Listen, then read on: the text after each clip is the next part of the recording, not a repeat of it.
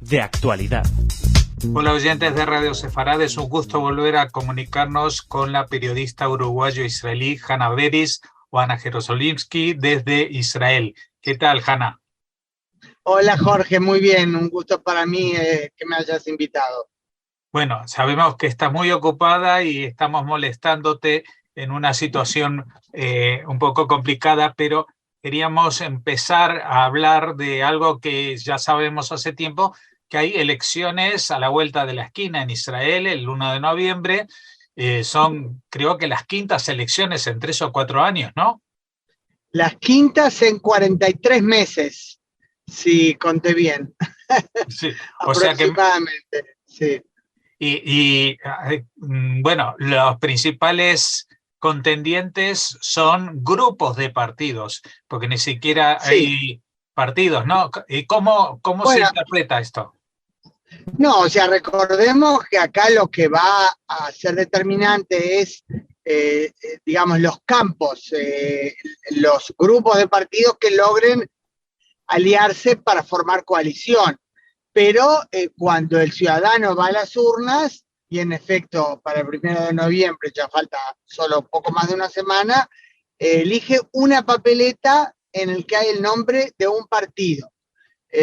O sea, cada uno elige a un partido, algunos de los, pocos de los partidos participantes presentan a su jefe como candidato a primer ministro, pero evidentemente lo que determinará que pase después será no cuál sea el partido con mayor cantidad de votos, aunque siempre es importante destacarlo, y por supuesto es un elemento clave en las elecciones, sino qué lado logre formar coalición.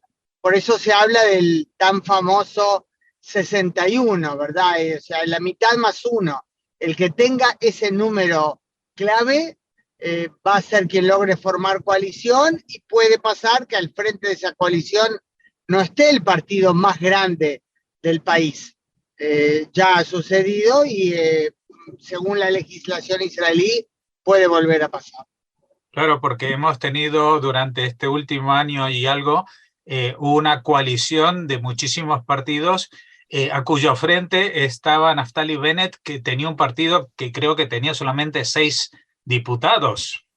Sí, bueno, ante todo recordemos eso fue hasta hace algunos meses el gobierno de transición que ahora termina su camino, a menos que no se forme una nueva coalición, y este gobierno de transición sigue siendo gobierno de transición por un tiempo más y no se sabe aún por cuánto. Cuando Bennett en efecto estaba al frente, eso fue una situación sin precedentes, nuevamente permitida por la ley israelí, pero muy discutida porque no respondía al espíritu, digamos, de lo que es el régimen democrático. Es verdad que en Israel lo que determina, como dije antes, es qué lado logra formar coalición, y en la ley no se determina en absoluto, una vez formada esa coalición, que tiene que encabezarla el jefe del partido mayor que la compone. La ley no lo determina, pero una situación en la que en una coalición que tiene mayoría en el Parlamento, quien es el primer ministro es el jefe de un partido que, como bien dijiste, tenía solo 6 escaños, en realidad 7, pero uno de los diputados dijo: estamos todos locos, esta no es la coalición por la que fuimos, o digamos, con cuyo mensaje fuimos a las elecciones. Me refiero a un diputado del partido de Bennett que dijo: yo en esa coalición no entro, aunque era miembro de su mismo partido. Entonces se quedó con 6 y no con 7, ¿no? Pero ya había pasado hace muchos años, por supuesto no con tal envergadura de crisis, ¿no? En una de las elecciones, las que el jefe del Likud, en el último año y poco, jefe de la oposición, Benjamin Netanyahu, el ex primer ministro, obtuvo un escaño menos, o sea, su partido Likud tuvo un escaño menos que el partido Kadima de Tzipi Livni en su momento. Muchos de nuestros oyentes la recordarán, que fue canciller, fue ministra de Justicia, pero como ella no logró formar coalición, aunque Netanyahu tenía un escaño menos que ella, él se convirtió en primer ministro cuando sí logró formar coalición. O sea, la ley israelí no determina que el jefe del partido más grande es el primer ministro, sino que lo será quien forme coalición. Claro que una situación como la anterior, con un partido de 6 escaños, ya es algo un poco exagerado, digámoslo sencillamente, pero no ilegal. Sí, es exagerado incluso para Israel, que ya es bastante particular la política israelí. Y hablando de política israelí, pues el principal candidato, o sea, el jefe de la oposición y al que las encuestas dan como más posible ganador de su partido, es Netanyahu, que está en medio de una situación judicial delicada. Por otra parte, tenemos a Yair Lapid al frente de un partido que las encuestas dicen que está creciendo, pero no lo suficiente para presentar un nivel de batalla, digamos, contra el Likud, ¿no? No, o sea, a nivel de batalla como para ser Yesh Atid de Yair Lapid, el actual primer ministro de gobierno de transición, el partido más grande en lugar del Likud, no parece, a menos que todas las encuestas estén equivocadas, ¿verdad? Pero sí es verdad que se va estrechando el margen de diferencia. Si no estoy confundida, en la última encuesta que se publicó este miércoles, el Likud tenía nuevamente, según los sondeos, ¿verdad? No es todavía la verdad en la urna, pero según los sondeos, el Likud de Netanyahu tenía 30 y Yesh Atid 25. El margen de diferencia sin duda se está reduciendo. Parece muy poco factible que llegue Yesh Atid a superar al Likud. El Likud es indudablemente desde hace mucho tiempo el partido más grande de Israel. El tema es que en el marco de la discusión, de la campaña electoral, que como sabemos a veces incluye elementos que no son exactamente un canto a la verdad, el primer ministro, en ese momento, primer ministro Netanyahu, dijo, o sea, su planteamiento era que como el partido de Likud es el más grande, lo dijo también después de las últimas elecciones en las que él sabía que no había logrado formar una coalición de 61 escaños, él destacaba el hecho que es el partido más grande, que por eso tiene que ser él el primer ministro. Pero él sabe que la ley israelí no lo determina, en absoluto, no lo determina. Pero sí es un elemento que evidentemente tiene su valor más que simbólico. El Likud es el partido más grande de Israel, eso es indudable. Eso aún no significa que esta vez Netanyahu, ya no lo logró en varias oportunidades anteriores, logre con ese gran partido, el mayor de Israel, al frente, formar una coalición que le dé mayoría en el Parlamento. Bueno, antes mencionabas la cifra mágica de 61 escaños de los 120 que hay en la Knesset para tener la mayoría absoluta y poder gobernar. Pero hemos visto que el gobierno de coalición que ha acabado hace unos meses, aunque era una coalición demasiado amplia, porque había, no sé si 7 u 8 partidos, el número mágico del 61 se fue erosionando con abandonos puntuales que hicieron tambalear la coalición, ¿no? Sí, así es, por eso de hecho se creó un proceso, un proceso en el cual el desenlace fue el adelanto de las elecciones. Sí, evidentemente, fue perdiendo peso, apoyo, dentro del propio partido del entonces primer ministro, entonces me refiero hasta hace algunos meses, ¿no? Naftali Bennett. Ahora, y hubo otros problemas en la coalición. Solo un comentario, Jorge, si me permites. Sí. Tú dijiste esta coalición demasiado grande, o utilizaste un término similar. Fue una coalición muy compleja de entrada. Si bien este elemento de maniobrar con 8 partidos no es sencillo, cada uno con sus exigencias, el tema central, bueno, por supuesto la ley no determina un límite de partidos para formar parte de la coalición. Pueden ser 35 también, digo, no hay, ¿no? Pero me refiero, no hay una limitación legal. Pero el problema central no era que eran 8, sino la heterogeneidad, ¿verdad? Una coalición que incluía partidos de derecha secular, derecha religiosa, centro, izquierda, partidos árabes, no sionistas, por supuesto, la izquierda y el centro con sus distintos matices, y un comentario que seguramente en más de una oportunidad habrás compartido con tus oyentes, es que cuando se habla de derecha e izquierda en Israel, recordemos, no es lo mismo que en muchos otros lados, por cierto, en América Latina, con la referencia a un análisis socioeconómico. Tiene también algo de eso, pero el tema principal de acuerdo al cual se determina si un partido es de derecha, de izquierda, de centro, es lo relacionado al conflicto con los árabes, muy especialmente con los palestinos, o sea, a las posturas, ¿verdad? Concesiones territoriales, cuán confianza se tiene, sí o no un Estado palestino. Todo eso es lo que determina que un partido sea llamado de izquierda o de derecha en sus distintos matices.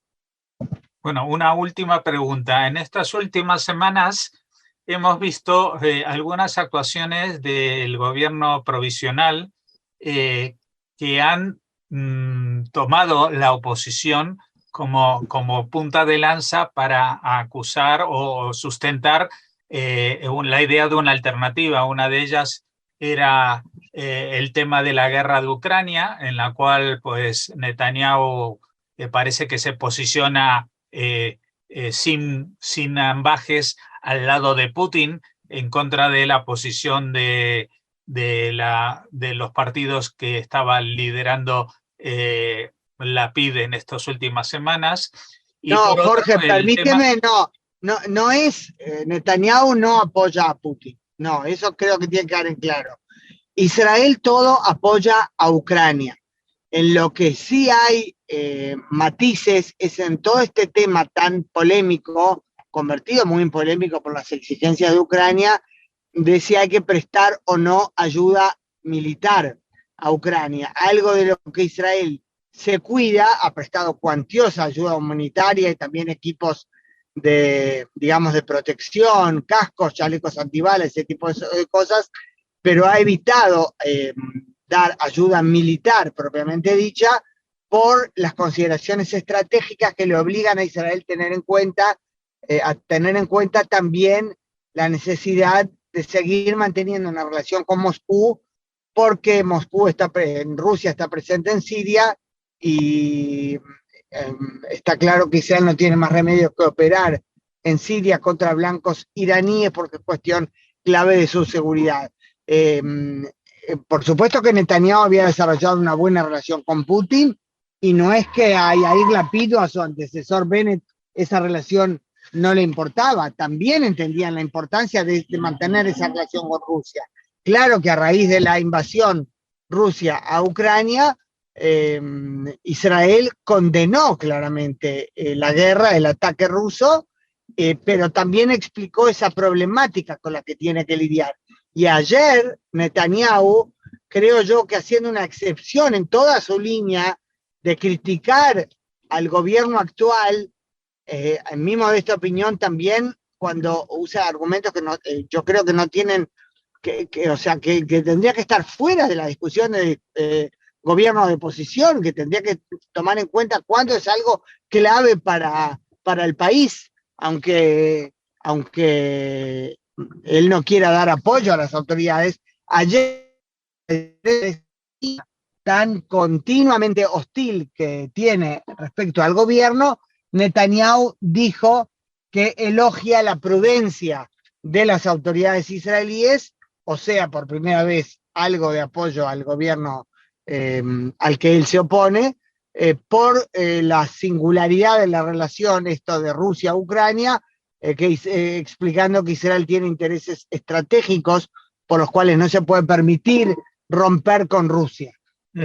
O sea que en eso creo que tiene que estar claro. No es que Netanyahu apoya a Putin en absoluto, sino que él ayer destacó claramente justamente lo que está destacando el gobierno, de por qué no se da ayuda militar a Rusia. Explicó que la situación exige consideraciones singulares, por más que, digamos, desde el punto de vista de valores, Israel no tiene ninguna duda que Ucrania es el atacado y ha expresado repetidamente apoyo a Ucrania. Fue el único país que envió un hospital de campaña muy importante ya meses atrás. El tema de prestar ayuda militar explícita es muy complicado y en eso Netanyahu se puso al lado del gobierno al que se opone en todo lo demás. Bueno, el último punto que quería mencionar a este respecto de críticas de Netanyahu es al acuerdo que se ha llegado para el límite marítimo para las explotaciones de gas con Líbano. Sí. ¿Es lógica esta crítica que hace Netanyahu o es un argumento electoralista? Yo discrepo. Ante todo, según explican los expertos en derecho internacional, este acuerdo no significa renuncia a un territorio soberano de Israel. La frontera marítima es algo distinto. Israel con ese acuerdo, de hecho, flexibilizó una posición que había tomado en forma unilateral respecto a dónde está la frontera marítima.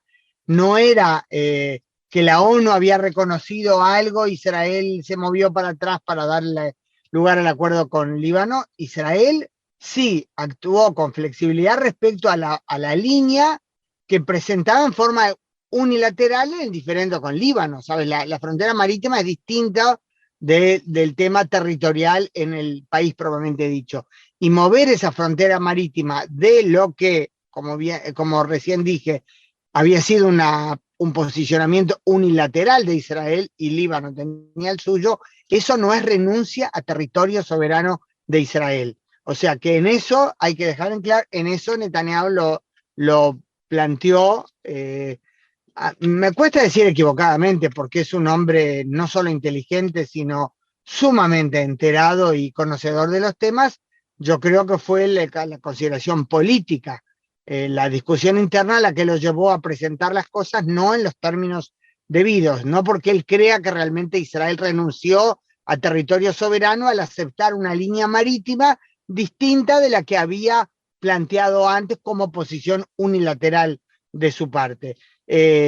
Más allá de ese tema, de que él dijo como que era renuncia a soberanía cuando no lo era, claro que es más que legítimo discrepar, criticar al gobierno si aceptó ese acuerdo, si tenía que transar ahora, si está bien hacerlo antes de las elecciones. En el gobierno explicaron la ministra de Energía, Karine El-Arar, que es del partido de Yair Lapid, explicó que hay una constelación política importante, el hecho que ahora, a fin de mes, 31 de octubre, el presidente del Líbano termina su gestión presidencial, ahí es todo muy complicado en términos políticos en Líbano, y la constelación que se daba ahora, que el presidente maronita, eso por la división interna al Líbano, el presidente del parlamento chiita y el primer ministro sunita, todos estaban de acuerdo con este acuerdo, perdón la redundancia, esa era una constelación que había que aprovecharlo, pero además un elemento, a mi criterio muy importante, era que con este acuerdo con el que Israel no pierde en absoluto, y no pierde territorio, como decíamos, se está apostando a que el Líbano tenga lo que perder. O sea, si realmente el yacimiento de gas de Sidón, o también conocido como Cana, que queda del lado libanés, según el acuerdo, un yacimiento que según los expertos es muy rico en gas, pero eso se confirmará recién cuando realmente empiecen a perforar ahí, ¿verdad? Tratar de extraer el gas. Si realmente eso es así, es un ingreso importantísimo para la más que debilitada economía libanesa. Es una situación que puede ayudar al Líbano a estabilizarse, algo en lo que Israel debe tener y tiene sumo interés. Un vecino en serios problemas no es una buena receta para estabilidad. A todo esto que creo yo muestra la lógica, lo bueno, a mi criterio, por supuesto, del acuerdo, hay que agregarle una reserva, el hecho que del otro lado, el que determina en gran medida las cosas no es simplemente el presidente maronita del Líbano, sino una organización terrorista pro-iraní, Hezbollah, que sí estuvo de acuerdo con, nuevamente la redundancia, con este acuerdo, creo que no se podía permitir, por sus ganas de atacar a Israel, poner obstáculos en el camino del acuerdo, porque habría sido acusado de hecho, impedir que Líbano avance económicamente, con la esperanza que realmente ese yacimiento sea tal, ¿verdad? Pero ¿por qué digo ponerle reservas al asunto? Porque si bien Hezbollah ahora estuvo de acuerdo, es una organización terrorista que responde a la agenda de Irán, y el tema no es solo nuestro análisis lógico, sino la percepción de Hezbollah. Si en algún momento esa organización terrorista llega a la conclusión que si Israel aceptó es porque es débil, porque no puede enfrentar al Líbano, y Hezbollah considera que eso significa que ahora es el momento de atacar, suena muy poco probable ahora, pero es una organización terrorista, hay que tomar en cuenta siempre esa opción. O sea, lo que va a determinar será su interpretación de la realidad y no las intenciones lógicas y razonables de Israel. Pues muchísimas gracias, Hannah Beris, Ana Jerosolimsky, por habernos atendido y habernos explicado esto, que con el tema de las fiestas pues nos ha dejado muy poco margen para comentar la jugada antes de las elecciones, pero dado los precedentes, igual tendremos tiempo después de las elecciones hasta que se conforme un gobierno de volver a analizar la situación. Muchas gracias por habernos atendido. Gracias por haberme invitado, Jorge. Un abrazo a ti y a toda la audiencia.